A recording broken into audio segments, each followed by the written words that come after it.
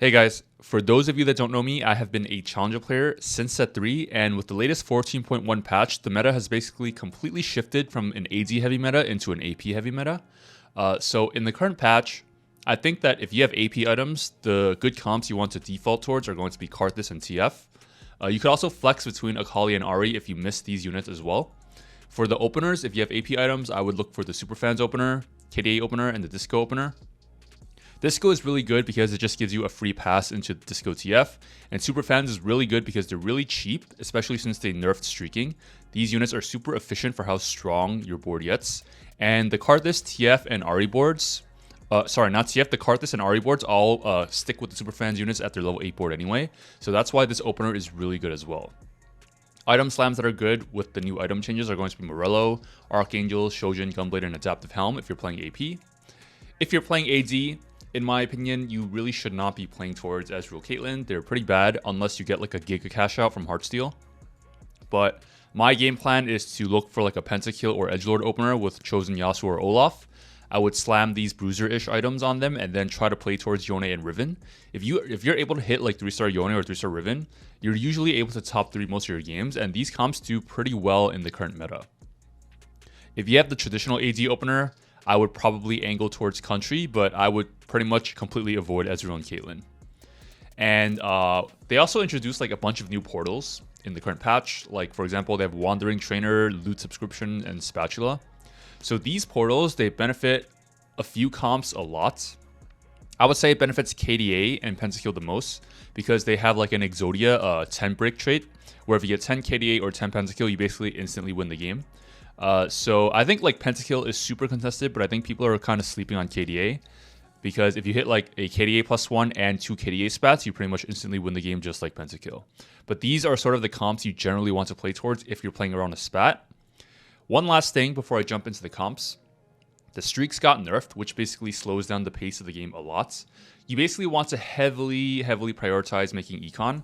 I would personally try to avoid playing any 2 and 3 cost units at stage 2. Just only play around 1 cost units.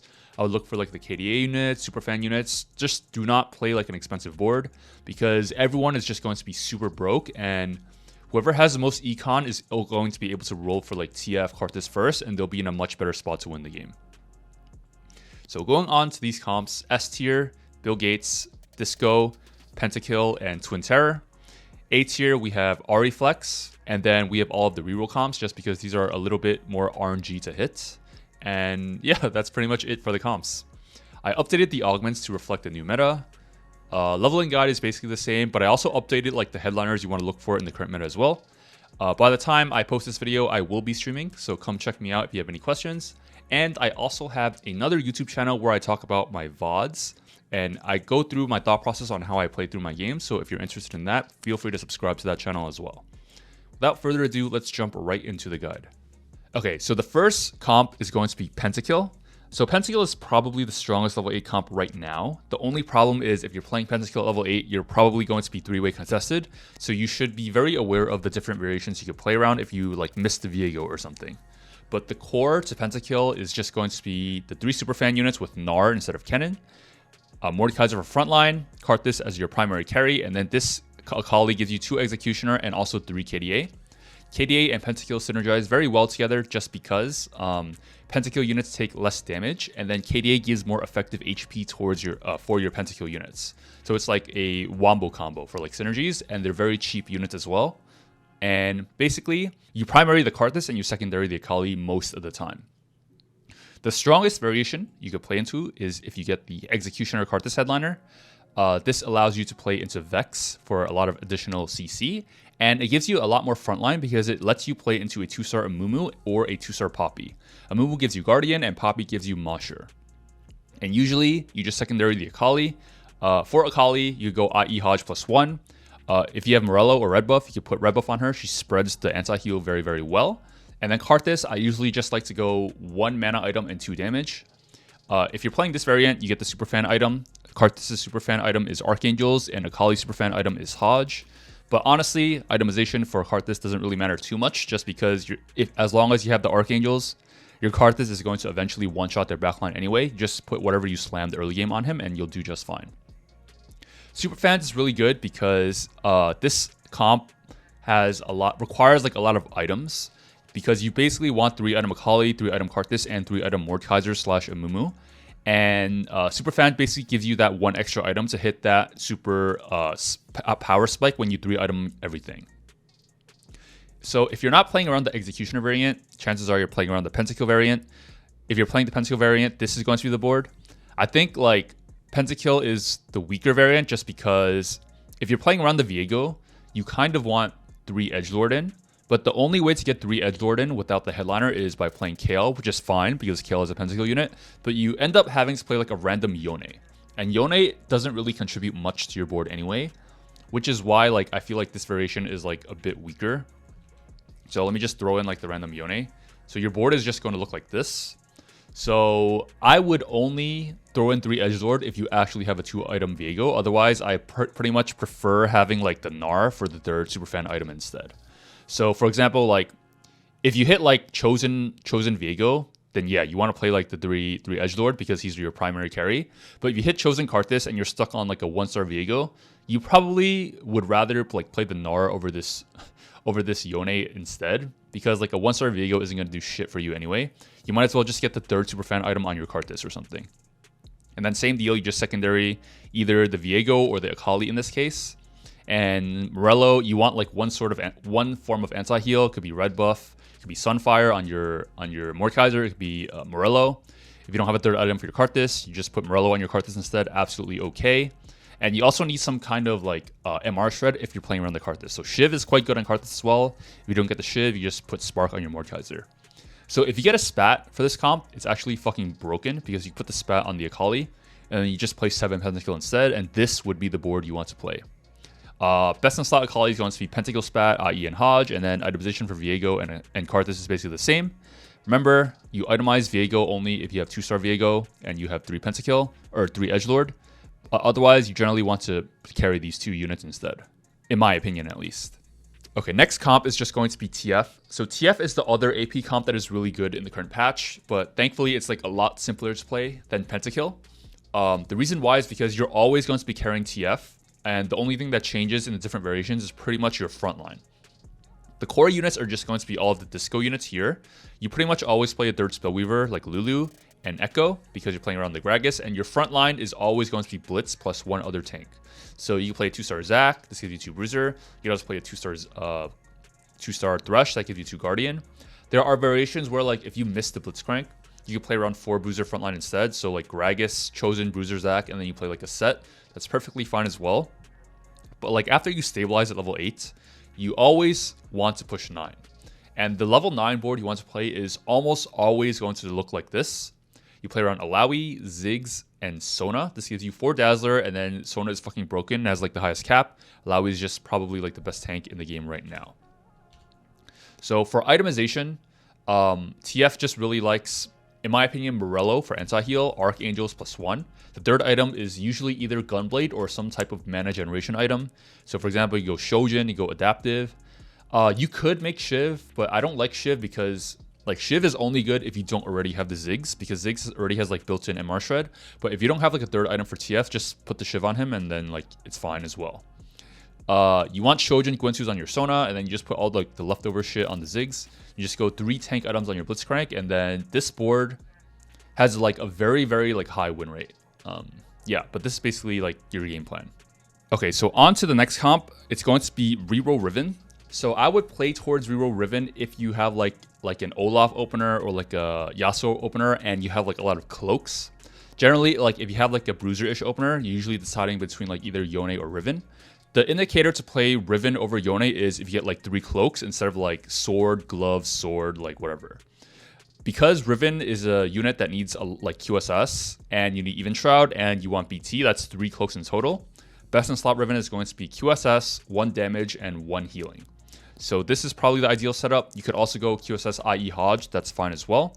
And the headliner you want for this comp is going to be 8-bit. 8-bit is good because it allows you to fit in 4 8-bit at level 7 without playing like a random Corki, which is basically a dead unit. And this is the board you basically want to roll down for at 4-1. So you generally want to roll down until you hit like a 2-star like frontline, and then you econ back up until like either stage 4-5 or 5-1, and then you roll down again for 3-star Riven. You really need Even Shroud because you need like Armor Shred, and you want Morello on either your Viego or your Caitlyn to spread like anti-heal. You actually want to put all of your remaining AD items on your Caitlyn. She's actually a really good secondary carry. If you just primary carry like the Riven without a secondary, you probably will not have enough damage. And the win con for this comp is if you get like an 8-bit spat, you play 6 8-bit, and then usually you get top 2. So the other reroll comp besides Riven is going to be Yone. So again, the choice between Riven or Yone completely depends on your items. A lot of cloaks, Riven, and then if you have like a lot more damage and you have like Edge of Night, it's usually just going to be Yone. Yone likes IE Hodge +1 generally. The third item could be Titans, it could be Edge of Night. You could also go like Titans. You could also go IE Hodge BT as well. It's also like not bad. But like generally, like the board is going to look like this. The preferred headliner you want to play towards is going to be Crowd Diver. And the 2 Crowd Diver units you want to play are going to be Katarina and Zed. In this comp, your secondary carry is going to be the Zed and not the Caitlyn. But if you end up like randomly 2-starring the Viego, then you could secondary carry the Viego instead. Pretty much depends on who you 2-star first, and that's who you choose to put all your remaining items on them. And again, same as Riven, you just want the Even Shroud on the Mordekaiser. So same game plan as Riven, just roll down at level 7 for this board, econ back up until 4-5 or 5-1, and then roll down again for Yone 3, and then you push level 8. Next up is going to be Reroll Samira. So again, very similar game plan to Yone Riven. The only difference is, again, depends on your items. If you have like a more traditional AD opener, like if you're playing around like the Corki or like the Jinx, then chances are you want items like Last Whisper, IE, and then if you have those items, you just want to angle towards Reroll Country. You don't want to play towards Ezreal, just going to level 7 and rolling for 2-star everything here is way cheaper and a lot more consistent. And the game plan is, once you stabilize at level 7 with this board, all 2-star, you econ back up until stage 5-1, and then you roll down again for either like a 3-star Urgot or a 3-star Samira or a 3-star Vex. And depending on like who you're closest to 3-starring, you want to itemize like that unit. So like for example, like let's say like you don't hit the Samira, but you hit like 3-star Vex and 3-star Urgot. Chances are like you don't want like that many items on your Samira. You want to fully itemize the Urgot and the Vex instead. Same idea for like set. Usually you want to go for the Amumu, but if you're closer to like a 3-star set, then you just put 3 tank items on your set instead of your Amumu. But in an ideal world, like best in slot Samira is probably IE, Last Whisper, GS, but it could be Flex. You go Deathblade. You go, I think Guardbreaker is fine as well.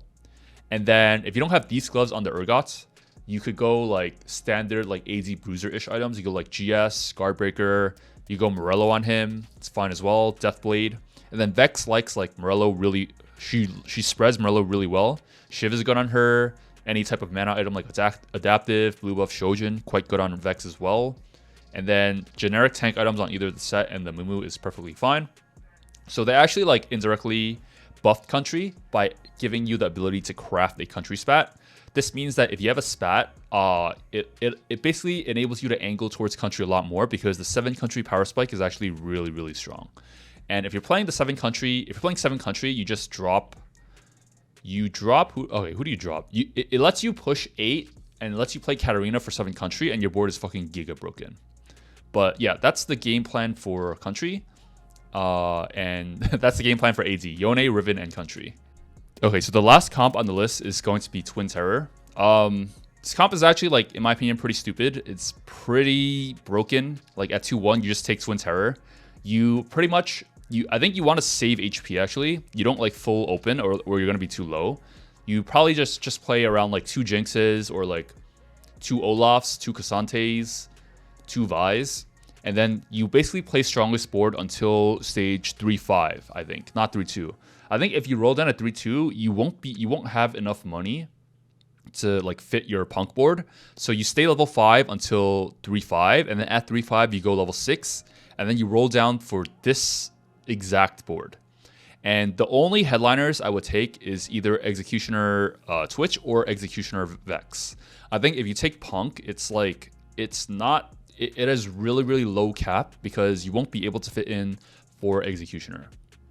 So if you hit like Executioner Twitch, then I would still roll at level 6 for Twitch 3.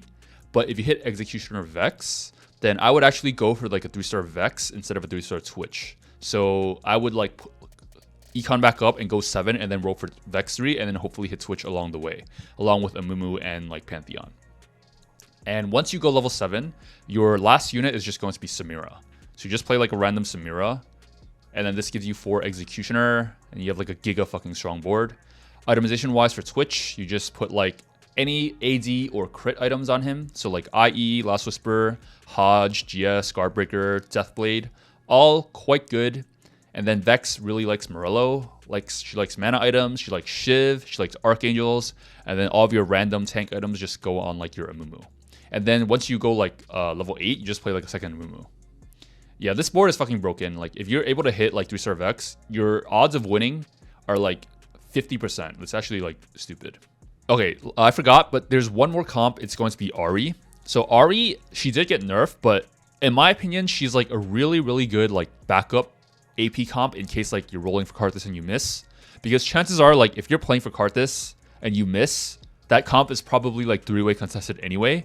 And like a fully 2-star Ahri board is usually going to beat out like 2 out of 3 of like the Karthus boards. Like because 2 of them most likely are going to miss anyway. And this board is usually going to beat like a 1-star Karthus, like 1-star Akali, 1-star Viego. But itemization wise, blue buff Nashor's Gunblade. You don't even need 2-star Blitz. You go 2-star Moore, 2-star Echo, and this board is usually stable. This comp, you're playing to like not bleed out. You're not playing to win. So you just donkey to 0 every turn at level 8. But if you 2-star everything, you just go level 9 and you play a Sona. The other variation to this is like the more traditional board. You're playing around 7 KDA, you've hit KDA Ahri, and you do carry the Akali. If you don't hit KDA chosen, like let's say like get Spellweaver chosen, you just play around 5 KDA, 5 Spellweaver instead. And yeah, this is pretty much like the board. And then Akali is your Morello spreader, and then you go IE Hodge on her. Depending on like who your superfan unit is, I think like Akali or Ahri superfan item is like not that good. I believe it's Death Cap. So it's better to superfan the Akali if possible because she gets a Hodge, and then you just put Morello IE on her, and then you choose, you handpick like the 3 items on your Ahri instead. Alright, so this sums up my guide for patch 14.1. In a few days, I will release a new headliner tier list because I think the meta for headliners is extremely different for the early, mid, and late game. So make sure to subscribe to my YouTube channel for updates on that.